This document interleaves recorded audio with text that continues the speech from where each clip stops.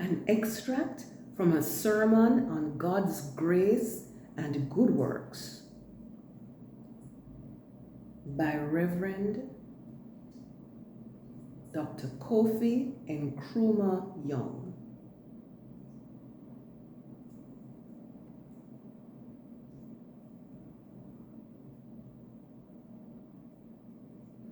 In the quaint town of Windsor,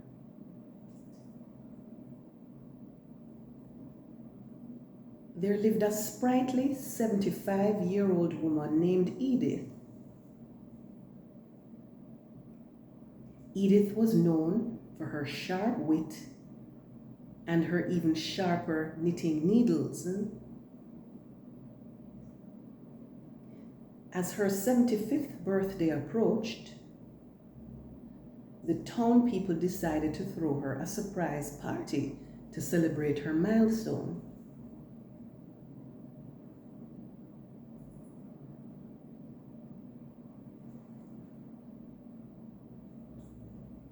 On the day of her birthday, Edith walked into the community hall and was greeted by a chorus of "Surprise!"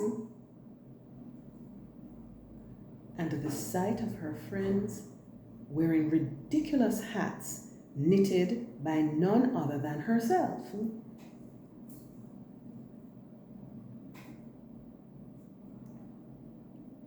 Each hat was more outlandish than the last, featuring everything from flapping chicken wings to twirling pinwheels.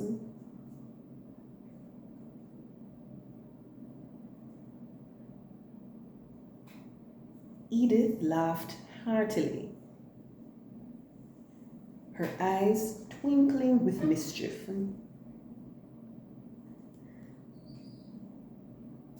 "Well, I see my handiwork has finally come to good use," she chuckled.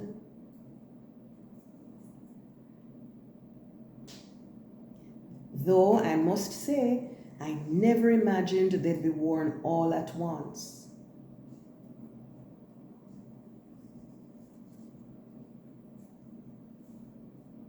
As the party continued, Edith's friends shared stories of how her humor and kindness had touched their lives.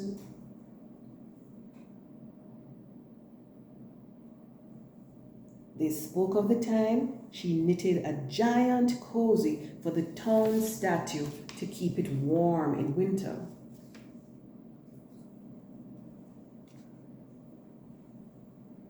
And the countless times her jokes had turned frowns upside down. But the highlight of the evening was when Edith shared her secret to a happy life. "The key to staying young at heart," she said, "is to never take life too seriously. Find joy in the little things, like a perfectly baked pie or a well-placed pun.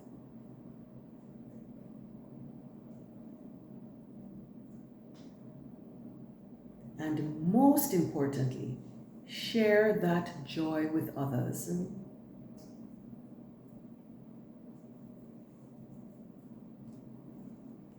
The moral of Edith's story is clear. Life is to be enjoyed, and laughter is a gift that keeps on giving no matter your age.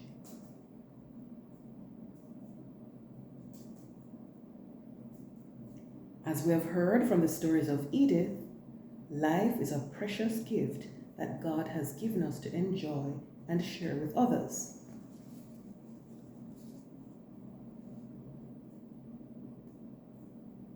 Edith's humor, kindness, and joy have been a blessing to many people. And the town thanked God for her life and example.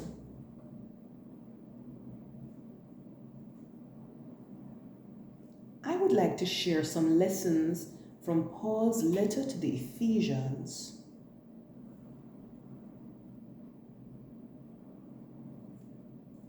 Which I think are pertinent.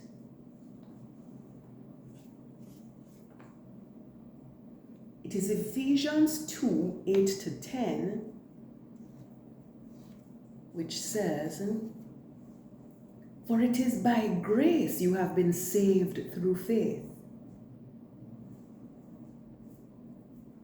And this is not from yourselves. It is a gift from God, not by works, so that no one can boast. We are God's handiwork, created in Christ Jesus to do good works, which God prepared in advance for us to do."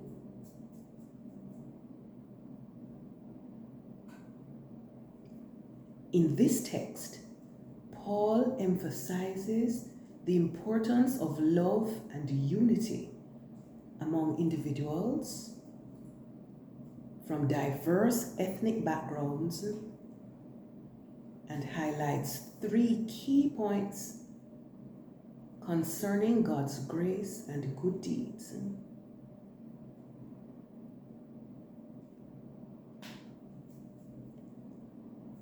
God's grace saves. The first truth is that God's grace saves. Grace is God's unmerited favor, His undeserved love, His unconditional acceptance.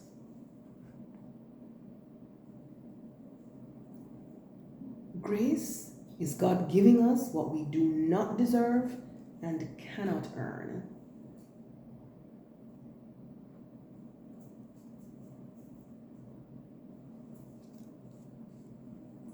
Grace is God saving us from our sins, from our guilt, from our condemnation, and from our death. Paul conveyed to the Ephesians that their salvation came through grace and faith.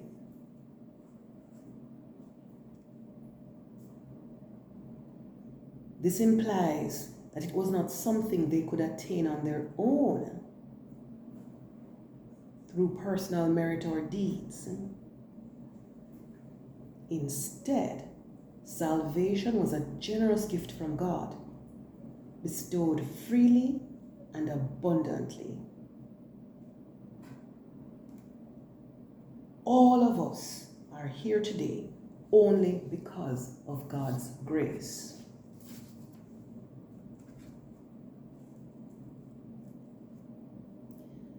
God's grace shapes lives.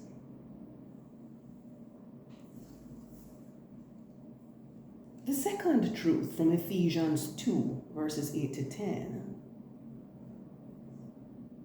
is that God's grace shapes lives. Grace is not only God's saving act, but also God's transforming work. Grace is not only God's gift, but also God's goal.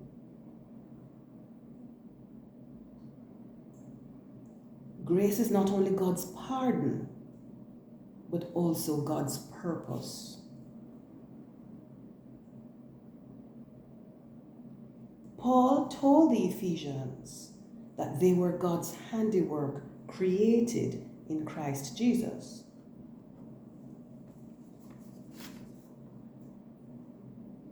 This meant that God was the one who made them, who formed them, who designed them.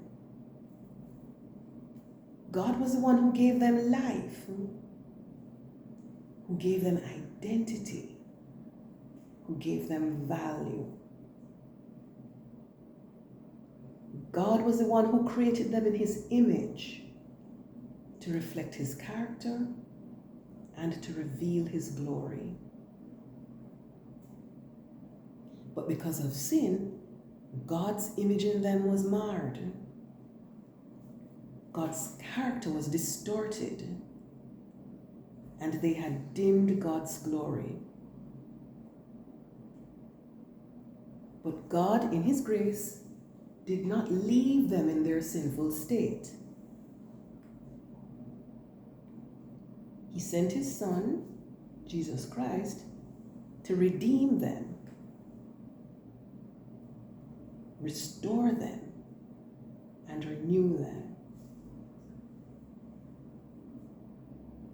People like Edith are living proof of God's grace that shapes us.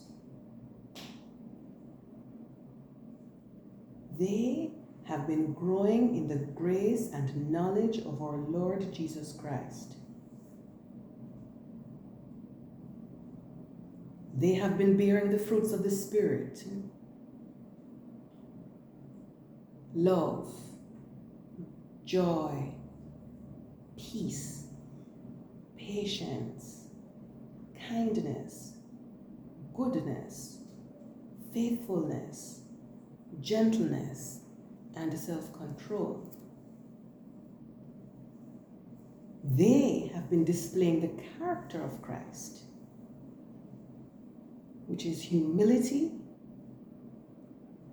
compassion, forgiveness, generosity, service, courage, faith, hope, and love.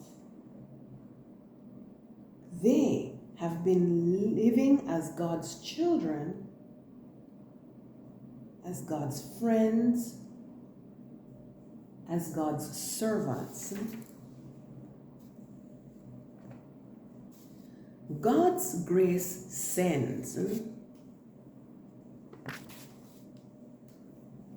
The third truth is that God's grace sends. Grace is not only God's saving and shaping work, but also God's sending work.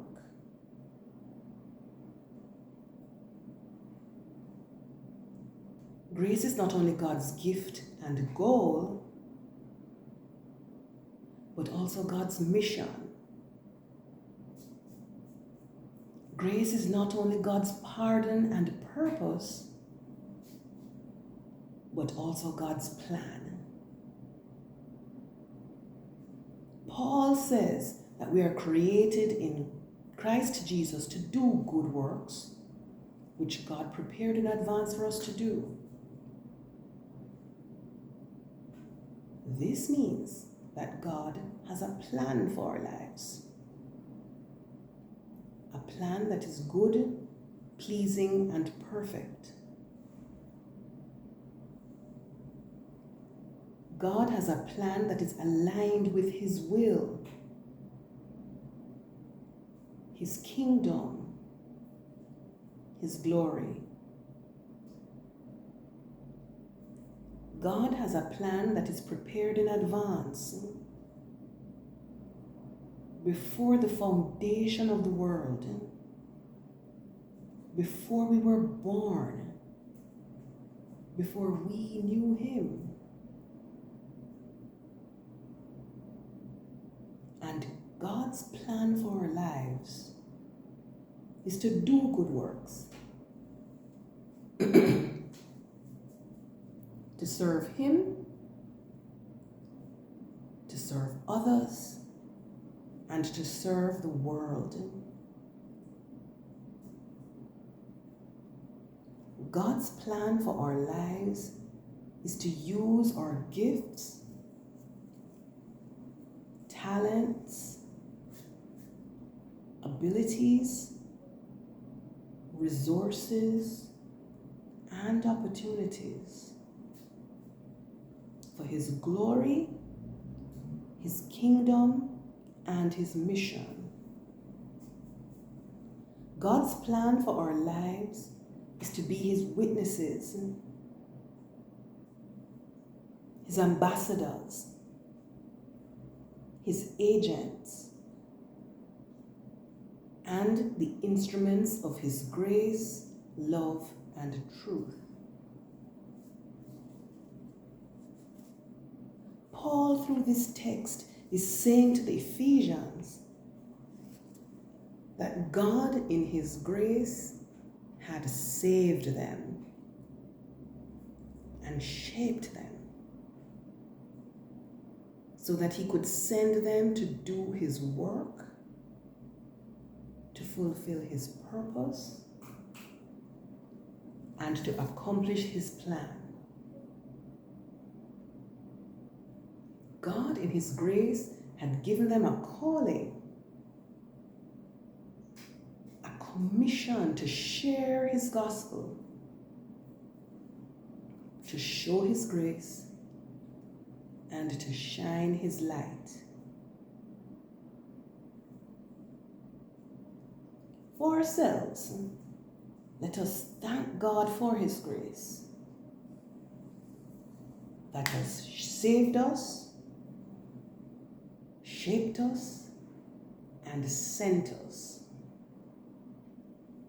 Let us praise God for His grace that is available and sufficient for us.